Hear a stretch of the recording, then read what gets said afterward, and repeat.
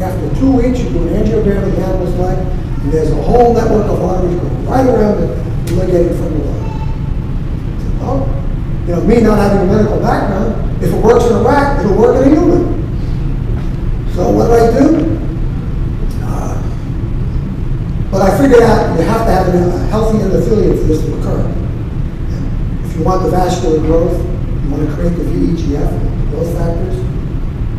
And again, the diet, you have to get a lot of green leafy vegetables.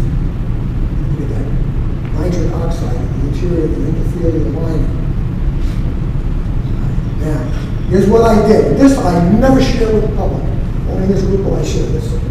I purchased a portable ECG monitor. Ran on batteries, global display.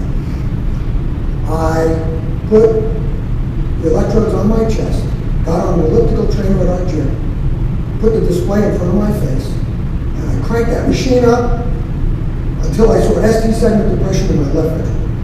So at that point, my heart is starving for blood and oxygen. It's ischemic. So what did I do then? I added just a tad more resistance to the machine, and I held my heart in ischemia for 2 hours at a clip. Same thing they did to the rats, the dogs, and the rabbits. Now, guess what happened after 2 weeks? No more ST segment depression. What grew all the arteries? Little, not just little arteries. It grew arteries. It fed itself. It repaired itself. Now, I developed also a maintenance protocol, which I'll talk about as well. But I volunteered at the point my insurance had run out. I had sold my business. So I had to find a way to get the images. So I would go and find out who was installing the brand new 64-slice CAT scan machine at hospital. And I'd call them up, get a hold of the sales rep who was putting in the equipment. I'd say, hey, we need a volunteer to test that machine out. So I go, and what we found in my first one at Christ Hospital, where they were putting in, I think it was a Siemens machine, I got the Siemens symptom. And also it was a cardiology class still going on. They had cardiology students. So I said, I'm your volunteer. I got plumbing all over my heart. You guys will have fun looking at my images. So here's what they found. My perfusion, though, 5 of the grafts on my heart had completely occluded. They were blocked, calcified, dead. My heart was showing normal perfusion. Well, how could this be? There's a letter, in fact, that was from Christ Hospital, where they even talk about occluded rema to PDA, occluded radial graft. The radial didn't even last 6 months, it went dead. Occluded junk graft, SVG to circumflex to PDA, they're all dead. Here I was with normal perfusion. That doesn't make sense, does it? I volunteered at a Kettering hospital. They were pretty good. And I got to be very friendly with the technologist who does the imaging technologist. So, what we found was we were growing new arteries in the heart. Literally, this really amazed him, the technologist. He said, I've never seen this. He said, you've actually grown a new artery under the apex of your heart, which feeds the lag to the PDA, and you're feeding it, blood flow is in retrograde. It's going backwards into that part of your heart muscle. As you see, there's an actual image of my heart. It doesn't show it very well, but there's arteries growing around and around the apex of the heart. But the next image is the one that really is the proof of the pudding, right here. If any of you know how to read these, this is just a little over a year ago. Cardiologist had me go in for a scan. He wanted me to have a stress test with a nuclear scan, so I had to get the nuclear imaging done. And when they put me on the treadmill, they told me, John, we're going to run you to 90% of your heart rate, and then we're going to shoot you with the radioactive isotope, and we'll image your heart. And I said to them, no. Because you got to remember, the FAA, they don't know to fly. The FAA did not issue me an airman's medical with the history I had. I can't blame them, really. They would not issue me an airman's medical because they said, you have ischemia. If you have ischemia, you cannot fly. Well, here's this image. They said they're going to run me to 90% of my heart rate. I said, no, I think the nurse is not. I'll tell you when you shoot me with the dye. So I'm going to run When my heart is at 110% of maximum heart rate, you shoot me with the isotope, which they did. First they thought I was going to drop dead on the treadmill. So I ran that thing to 110%, they shot me with the image. 3 days later, I come back. My cardiologist, Tom Ford, he's the same age I am, by the way. I think he's maybe a year older. He brings the images out and the report, and he reads it to me. And he says, John, he said, I've been a cardiologist 11 years. He said, this I have never seen. I think you're at point two of these images out. Did you point it, John? Yeah, I got it. Yeah. Well, in fact, if you see this line, this is rest, this is stress. This is my rest image right here on the end. That's my stress image. So over 100% of maximum heart rate, my stress image is better than my rest image.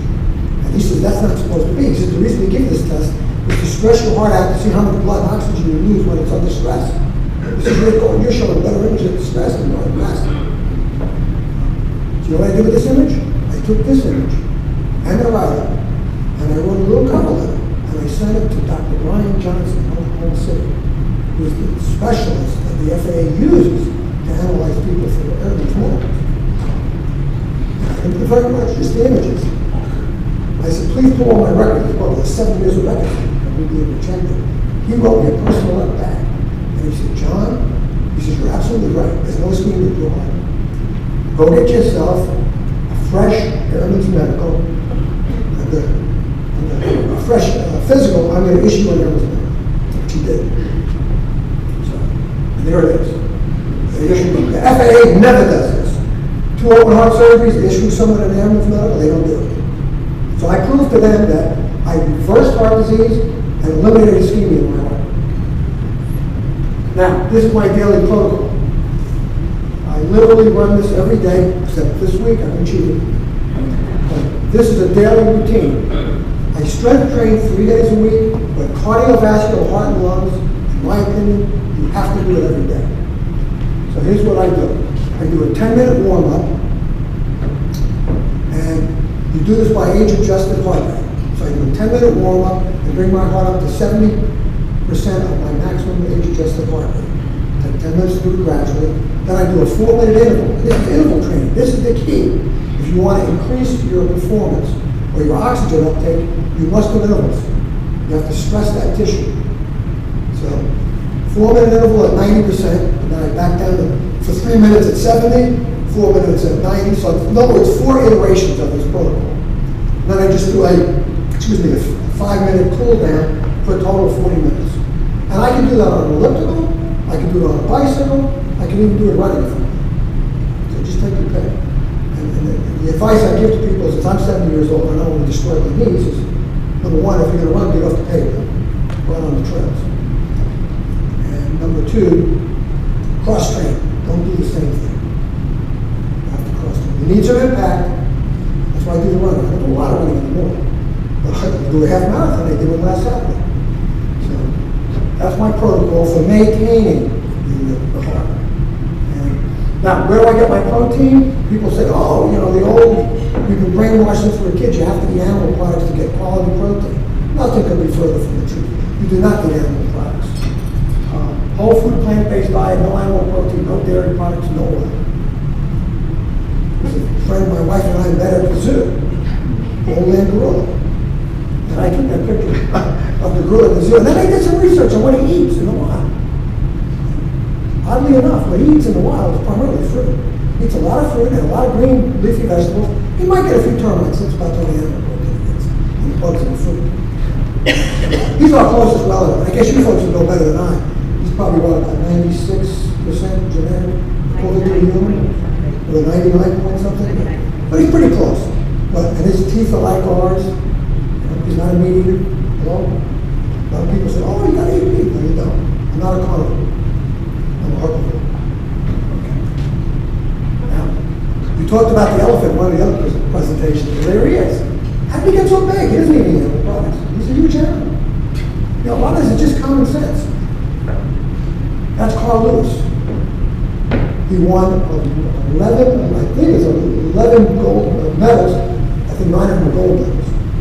The man's a vegetarian. He doesn't eat animal protein. He looks pretty muscular, pretty strong to me. All right, now, if you're going to eat out, these are some of the restaurants we go to, but the reason I put this up is when you're traveling, we primarily eat fruits, vegetables, and grains. You can always go to a Chinese restaurant and come steam you a bunch of vegetables. You can even get rice noodles. Steam it. Don't put the junk on it. It's the salt, which raises the blood pressure, you all know that. The salt, the fat, and the sugar that you have to do. Keep the cells in your body healthy. Now, the thing that I think was very interesting in all this research we did, I believe I have discovered why the angiogenesis process works in the animal models and works so poorly in humans.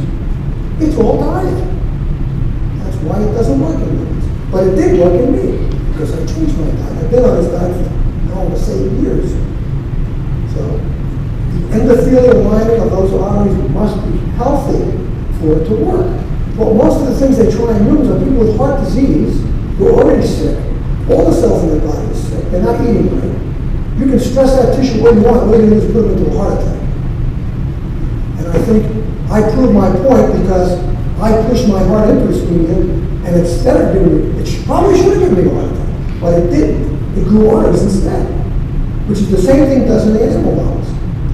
Now if I tell this story to a group of cardiologists or medical professionals, they kind of chuckle. They don't believe it. Because they don't understand, they don't understand diet. They really don't. It's all nutrition. And sure, there's genetics in this, but I still say 90% of the diet will override the genetics if you eat properly. That's how important it is. This next image, I think, proves the point. Well, it's not just for heart disease also. Obesity, cancer, diabetes, Alzheimer's, osteoporosis, arthritis, it's all related to diet. By the way, that's my cholesterol history. 1993, 2003, 2008, they're not the same. And one meal doesn't make a difference. You know, people say moderate, I do this in moderation. Do you smoke in moderation? No. You want cancer, smoke in moderation. If you're going to eat a lot of fat, don't do it in moderation, just quit it. You have to quit it. Now, some of us are blessed with the ability to eat junk food and not get heart disease. We should see people all the time with heart disease. But if you are genetically prone to heart disease, you must go to the extreme end if you want to reverse it. The American Heart Association diet, for example, may slow down the progression of heart disease. But the process continues. The arteries continue to block. I've proven, without a doubt, I've got the images to prove it, that you can reverse the heart disease and literally grow arteries if you really want to try. You know, I had visited Dr. Esselstyn up at he invited me to his home. He thought I was an instrument case. And he looked at my images. He said, John, he said, I've got images. I show a lot of patients where I reverse heart disease and actually have arteries open up. But he said, I don't know about you. You've got 7 grafts in your heart. He said, I don't know if that's going to work. And that's why I really did this research. I said, I have to figure out a better way to do it. If the human body can repair itself, there must be a way to do this. Let's stress the tissue. Angiogenesis works. If you stress only healthy tissue, it works. Sick tissue is not going to work. And that's the key. You have to have healthy cells in the body for it to function. By the way, that's our ride. That's how we got here. We flew all the way from Ohio. It was designed in 1937. It's less than an hour to fly. And this one, let's see if it works. I'll give you a little demonstration here. Let's see. Nope. Go back. It's not working. I'm going to show you how I loop and spin in the plane.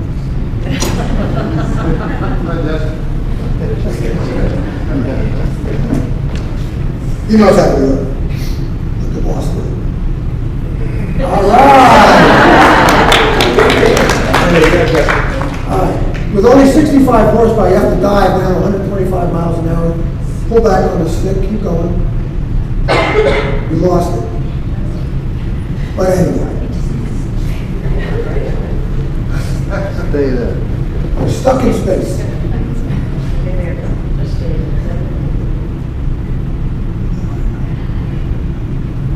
we'll just move it to the spinner, we can do that. Literally, I do loops in space, and then the one I wanted to show you is what kills most pilots. By mistake, when they do it by mistake, it kills them. And they're too close to the ground. But you have to remember, I'm about 3,500 feet, and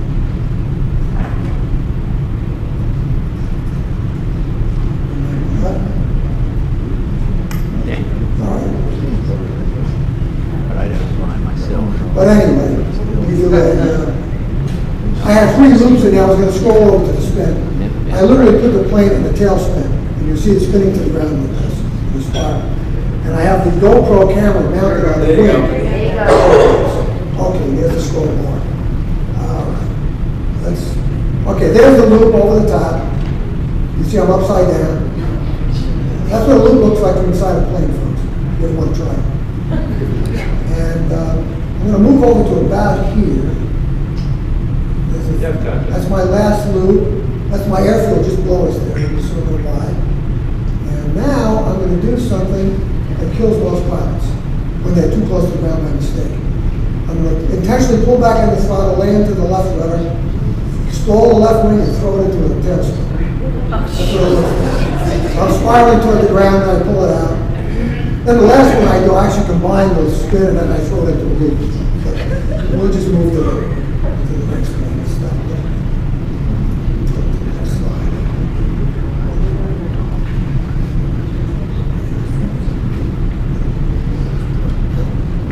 Last slide. There we go. All right. Okay. Here's what we're going to do some questions, but if I've got a few minutes, do I have a few minutes, Steve? Yes, you do. Okay, because I want to tell a little bit of story here. Because this is last Saturday. We all ran the Air Force half marathon at Dayton, Ohio. Right past me. Me on the left, a wonderful wife, Barbara, who, by the way, keeps me alive with her cooking. She's a wonderful, wonderful chef. And that's her friend Kay.